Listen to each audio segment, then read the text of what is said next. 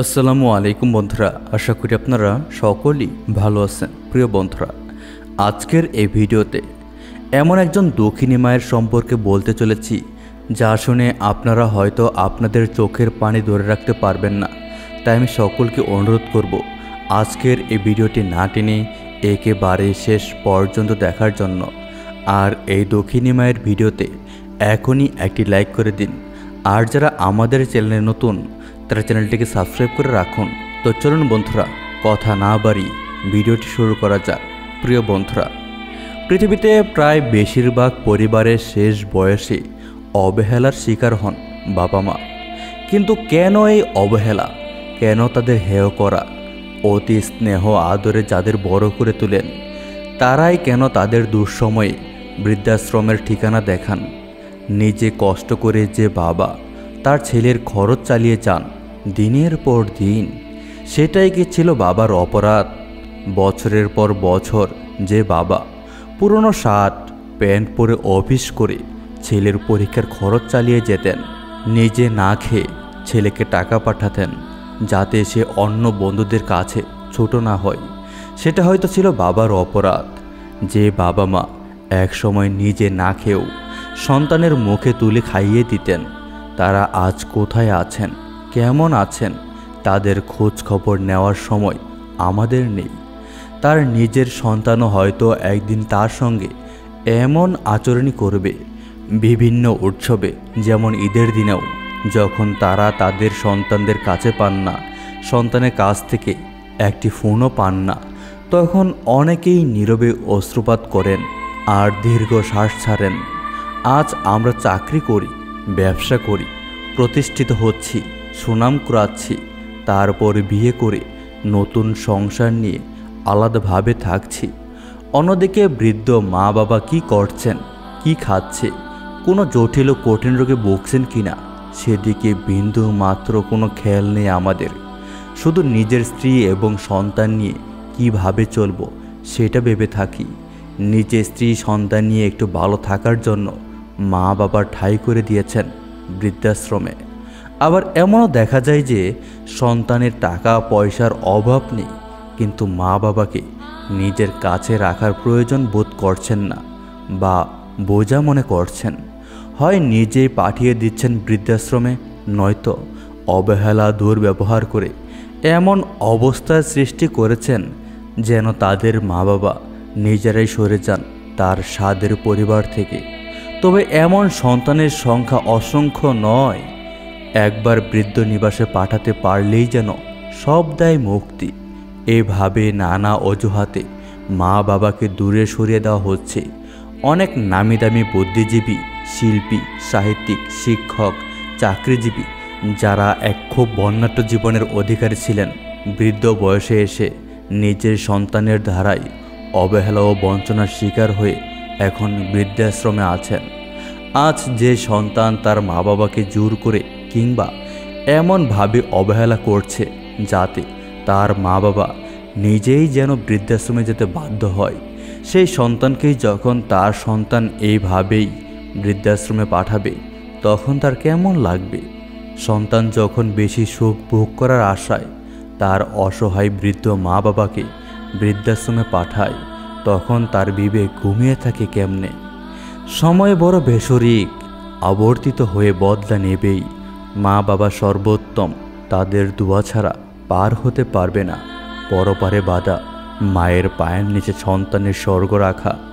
আমাদের মনে রাখা উচিত, আজ যিনি সন্তান তিনিই আগামী দিনের বাবা কিংবা মা।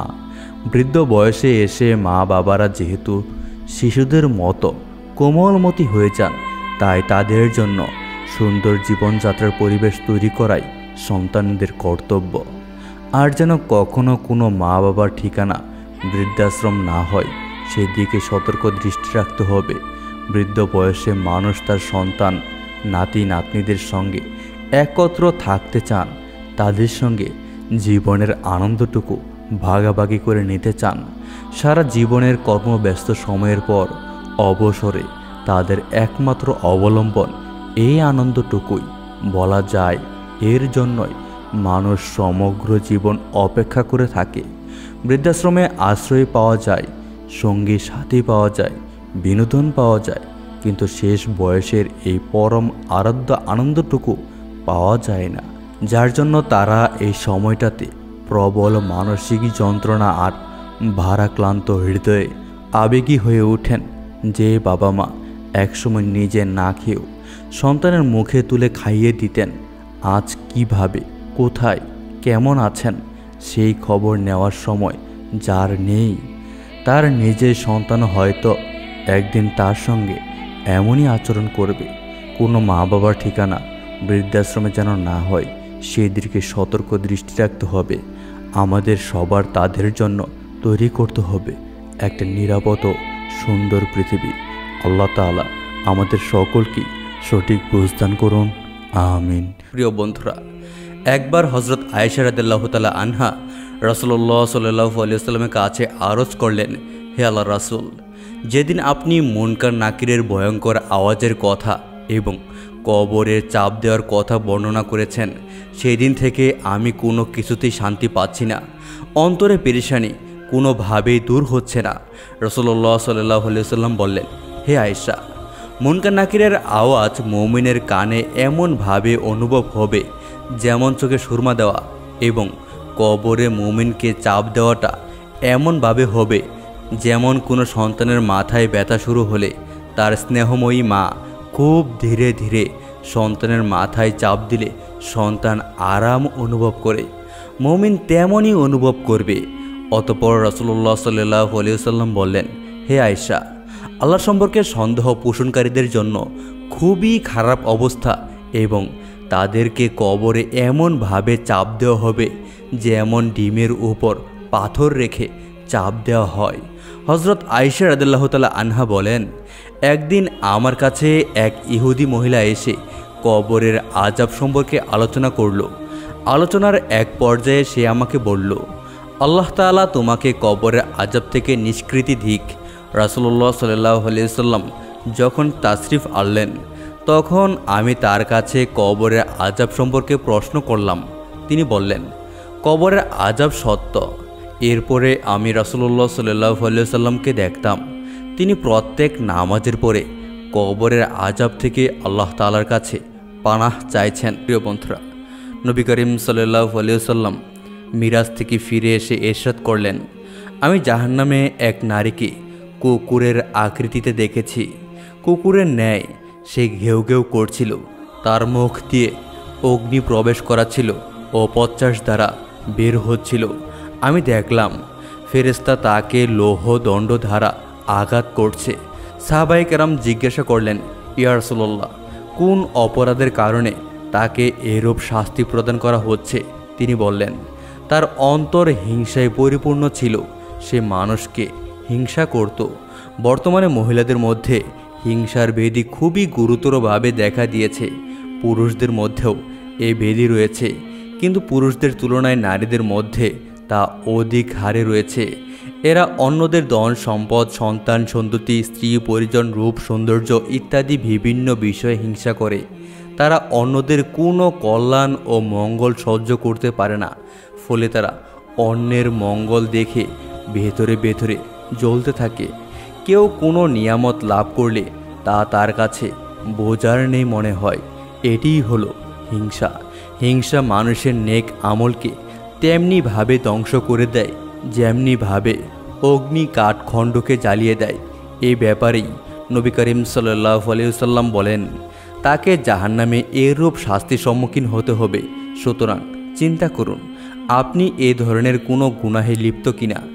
আমরা এ সকল পাপের ব্যাপারে চিন্তা করব এবং আল্লাহ তাআলার নিকট ক্ষমা প্রার্থনা করব, তার সাথে মীমাংসা করে নিব। আল্লাহ তাআলা আমাদেরকে ক্ষমা করে দিবেন।